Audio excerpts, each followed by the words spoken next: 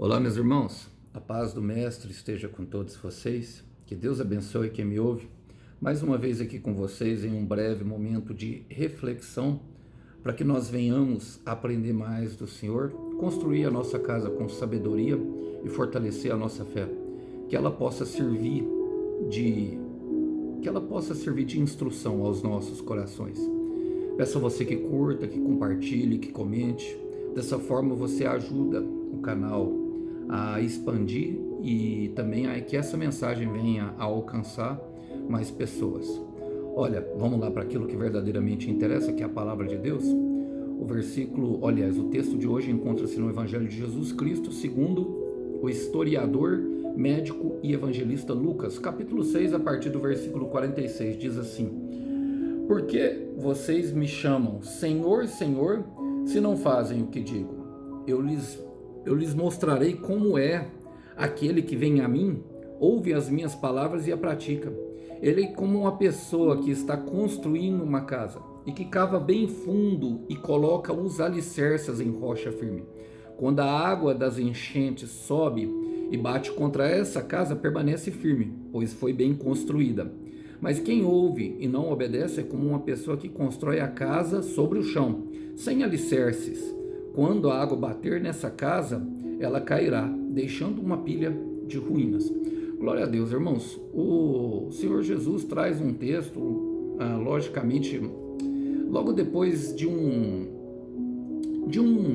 outro texto que mostrava justamente sobre as pessoas, sobre os mandamentos e tudo aquilo que era condicionado principalmente à religião e sobre quem identificava ele como filho. Ele fala no texto anterior que as árvores seriam conhecidas pelos seus frutos, que não teria como uma árvore ruim dar fruto bom e vice-versa.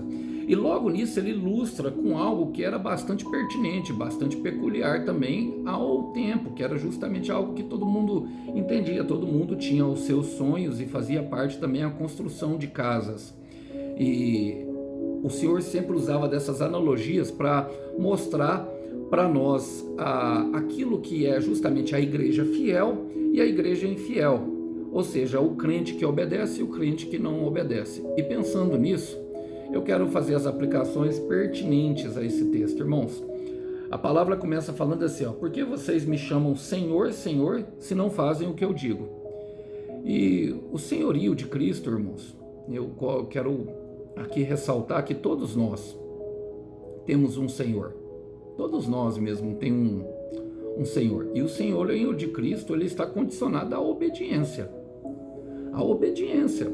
Nós gostamos de citar o Salmo 23, versículo 1. O Senhor é o meu pastor, e de nada eu terei falta. E a figura de pastor, ela justamente é relacionada ao cuidado, à proteção, aos livramentos do inimigo, que são muitos no deserto, mas o Senhor está relacionado à autoridade, e o Senhor, de fato, ele tem autoridade sobre tudo e todos, só que ele não usurpa disso, ele não obriga ninguém a fazer nada, ele espera, sinceramente, que nós venhamos a obedecê-lo, porque nós o amamos, e é sobre isso, porque ele vai dizer que em João 14:15, que ele fala assim para os discípulos, ele promete o Espírito Santo, mas antes ele pergunta, ele fala assim, se, e é condicional essa conjunção, se vocês me amam, obedecerão aos meus mandamentos.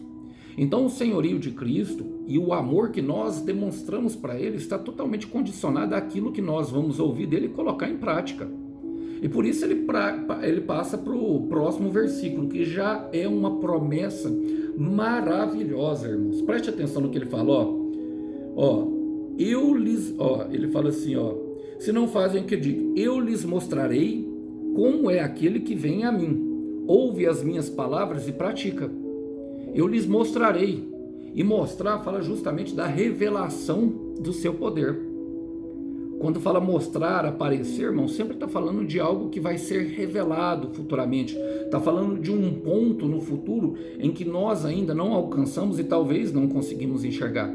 E o que é a fé? Senão o firme fundamento das coisas que nós esperamos, conforme Hebreus 11:1 nos relata. Agora, é impressionante, porque ele diz que mostrará como será essa casa. E Jesus se revela, meu irmão, aquele que se aproxima com a disposição justamente de obedecer, de seguir as suas instruções. Por isso, no versículo 21 de João 14, ele vai dizer: quem tem os meus mandamentos, e os mandamentos aqui entenda como promessa, como todas as palavras já relatadas, todas aquelas que nós sabemos, ele fala, e lhes obedece, esse é o que me ama. Aquele que me ama será amado por meu Pai, e eu também o amarei e me revelarei a ele. É uma promessa, irmão. Me revelarei ou me manifestarei. Eu não sei vocês, mas o meu coração anseia pelas manifestações do Senhor. São espetaculares e cada experiência que nós temos, ela nos fornece um combustível de ânimo sobrenatural para que nós avancemos a mais experiências. E por isso que é tão importante, irmão, a obediência. Porque se não tiver obediência, irmãos, ele não se aproxima, ele vai se aproximar justamente daquele que está com disposição, meu irmão, no coração, de segui-lo com fé e obediência. No versículo 48 ele mostra como é o comportamento desse homem. Eu gosto, porque ele fala assim, ó, ele é como a pessoa que está construindo uma casa. Vamos parar aqui nessa primeira parte. Por quê, meu irmão?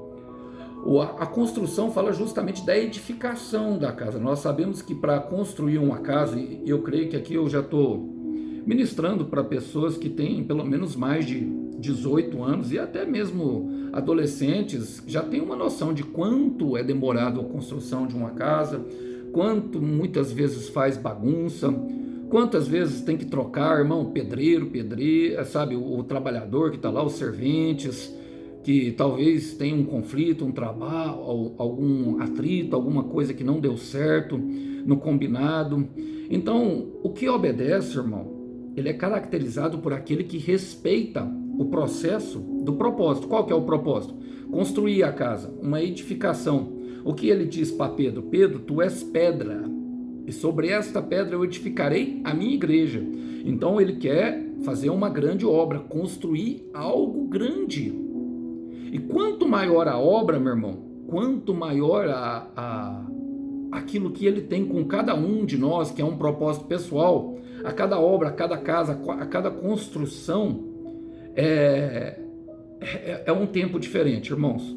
Jamais poderemos exigir do Senhor um tempo com relação às suas obras, mas Ele pode pedir de nós, sim, meu irmão, que nós venhamos obedecer o processo do propósito. Então eu quero te dizer, meu irmão, respeita o processo do propósito. Eu quero te dizer, minha irmã, respeita o processo do propósito, porque aquele que esquenta a cabeça é o palito de fósforo. E pensando nisso, eu quero deixar com vocês 2 Timóteo, capítulo 2, versículo 5, que fala, Paulo falando ali para Timóteo justamente sobre algumas características. Irmãos, ele traz a do lavrador e ele traz a do soldado, que se alistou justamente no exército de Cristo, que não se envolve nos negócios da vida civil.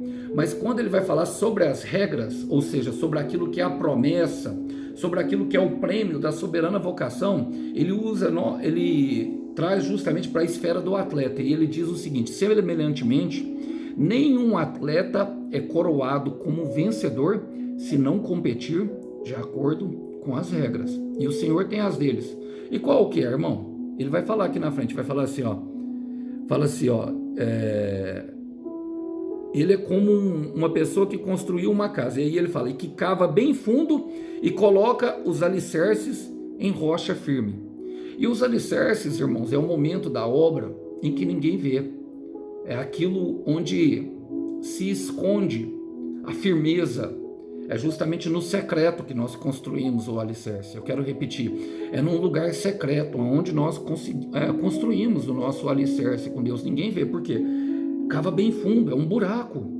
Então é algo entre nós e Deus, irmãos. E quanto mais fundo nós cavamos, mais firmes será toda a estrutura. Olha, além da profundidade, e aqui fala justamente de uma imersão, de algo que nós nos aprofundamos na sabedoria de Deus, Quanto mais fundo nós vamos, mais firmeza de propósito terá, porque mais a estrutura será firme. A estrutura é aquilo que mostra para os outros. E existirá, irmão, lá na frente, muitas pessoas que darão um tapinha nas costas, que até vão querer saber o que você passou para conquistar tudo aquilo que Deus lhe deu. Mas quando souber, muitos não vão querer. Por quê? Porque precisa ir bem fundo, precisa cavar. Cavar fala também de descer, de humilhação, fala daquele tempo em que nós ficamos escondidos e nada acontece, e mesmo assim continuamos a crer que o Senhor é bom e que Ele nos dará tudo aquilo que prometeu. Uma casa, uma mansão, e quando eu falo isso, de uma edificação espiritual que ninguém pode ver. E como que nós vamos mais fundo, irmãos? Ezequiel 47 nos retrata justamente o rio de Deus por fora do templo. O homem, um anjo pega o Ezequiel pela mão, o profeta, e leva ele pelo rio. E ele mede, com a fita de medir, 500 metros, e vai chamando o profeta. A primeira, as águas batem no tornozelo. As outras 500, elas batem justamente nas canelas. As outras 500, ela vem bater no joelho. E logo depois, a outros mais 500 metros, o rio toma por inteiro. O rio representa ali o Espírito Santo, e também a água representa a palavra. É justamente um mergulho junto com o Deus e Espírito Santo, que aprendemos mais sobre a figura de Jesus, de fé em fé e de glória em glória, que nós vamos nos aprofundando, nós vamos cavando os nossos alicerces. Por quê? A palavra diz para nós que quem é a rocha firme? É o Deus Trino. O Senhor é a rocha eterna. Isaías capítulo 26, versículo 4. Confiem no Senhor e confiem somente no Senhor, porque somente Ele é a rocha eterna. Uma rocha que não se desgasta com o tempo. Uma rocha que não perde a firmeza com o tempo. Uma rocha que tudo que constrói para dar certo. E para que os outros vejam que foi Ele que fez. E por isso nós precisamos ter essa firmeza de propósito com o Senhor para construir com Ele aquilo que nós tanto sonhamos, aquilo que nós entregamos como projeto, irmão, aquilo que nós entregamos da nossa vida. Essa casa fala de uma construção espiritual. E Paulo vai dizer em 1 Coríntios 15, 58, portanto, para a igreja de Coríntios, para eles não virem desanimar, ele fala, portanto, uma conjunção que exprime conclusão, e eu quero falar para vocês, meus irmãos. Portanto, meus irmãos, meus amados irmãos, mantenham-se firmes e que nada os abale, sejam sempre dedicados à obra do Senhor, pois vocês sabem que no Senhor o trabalho de vocês não será inútil e não será em vão, embora muitas vezes vá parecer. E qual que é o resultado, qual que é a consequência disso? Ele fala, quando as águas das enchentes sobe e bate contra essa casa, ela permanece firme, pois foi bem construída. Logicamente, construímos com o Senhor, irmão. Construímos com o Senhor. Então, o resultado de uma edificação, de um projeto, de algo que nós entregamos junto com o Senhor, é que ela permanece sobre qualquer circunstância. Ela permanece, ela vai além de qualquer circunstância. Quando as águas baterem, e aqui essas águas, na verdade, não tem a ver com a palavra, sim, tem a ver com os momentos em que as circunstâncias se tornam agitadas, como por exemplo, meus irmãos, o momento das tempestades em que eles passaram. Olha, eu gosto justamente porque sempre quando nós vamos ver olhar para a palavra de Deus, nós olhamos o Senhor Jesus como o nosso maior exemplo.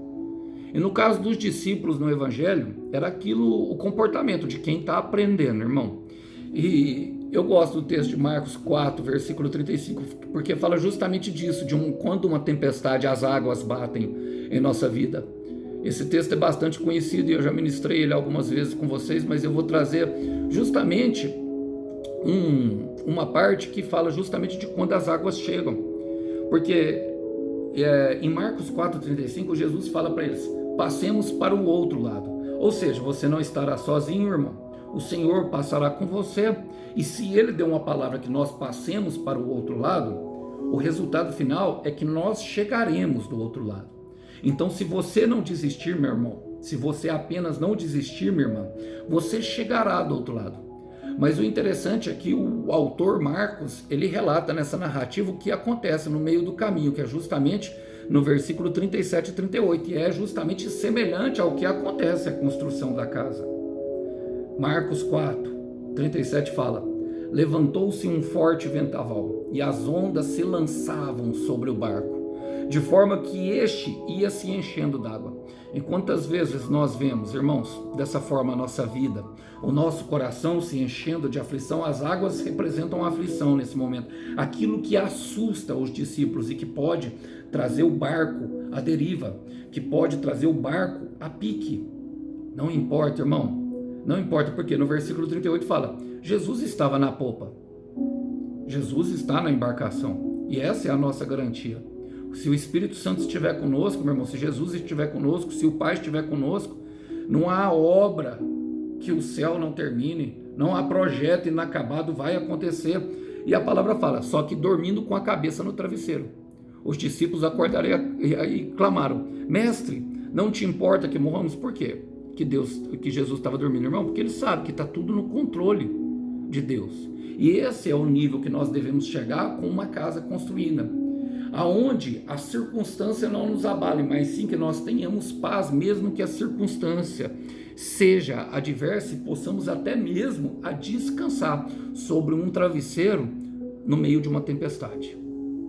Olha, a palavra vai dizer, eu quero terminar, porque fala assim, mas quem ouve e não obedece é como uma pessoa que constrói uma casa sobre o chão sem alicerces, irmão. Que não obedece, irmão, não está conectado com o céu. Por quê? A rocha aqui representa justamente a parte da edificação que vem do céu. O Senhor é a rocha firme.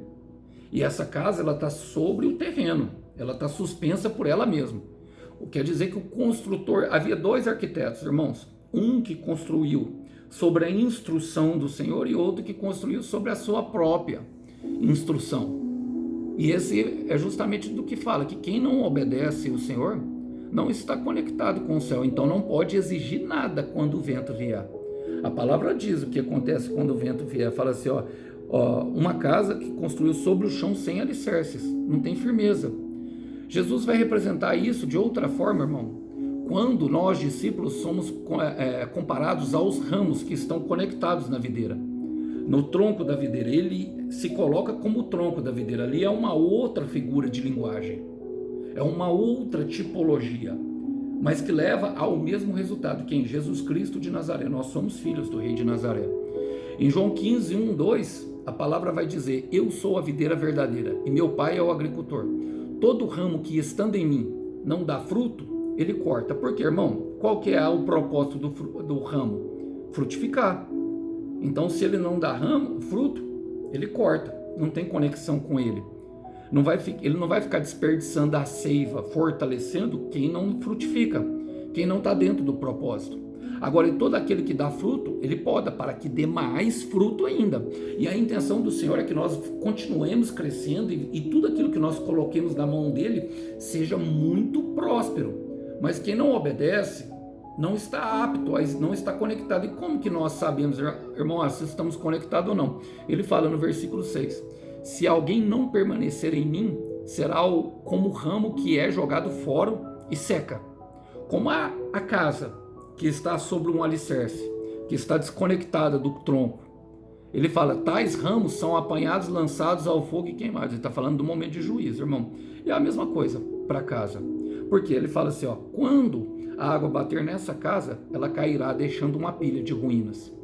E esse é o resultado, irmãos, para quem desejou construir sem Cristo. Obterá como resultado a destruição de tudo o que foi construído. Vocês já tiveram uma sensação de que tudo que estava fazendo era em vão? De que, tentava crescer, tentava prosperar, parece que o salário batia lá na conta e dessa vez ia dar certo e agora parece que veio alguma coisa, uma crise no governo e tudo levou embora. Vocês já tiveram, a impressão de tempo perdido? Essa é a impressão que eu tenho para a casa que foi destruída. Nós vimos lá no Rio Grande do Sul, irmãos, eu vi algumas cenas, eu não vi muitas, eu não gosto de ver particularmente, mas Aquelas chuvas que deu lá mostra bastante isso. As pessoas se agarrando à casa e não querendo deixar a casa, e a casa já condenada pela chuva. Justamente porque se apegaram a algo daquele mundo. Parecia que era a construção do sonho. E eu entendo aquelas pessoas, o sentimento de perca, de um sonho realizado, de algo construído e que se vai. Parece que com um simples sopro do destino, um simples vento. E isso é o que o Senhor Jesus está falando, irmão, porque Gálatas 6:7 vai falar que Deus não deixa se zombar. Deus não se deixa enganar, Ele não se deixa zombar. Aquele que semear na carne colherá ruína e destruição, mas aquele que semeia no Espírito colherá vida e vida eterna. Então nós podemos escolher, meu irmão, nós podemos escolher diante disso que o Senhor tem falado conosco.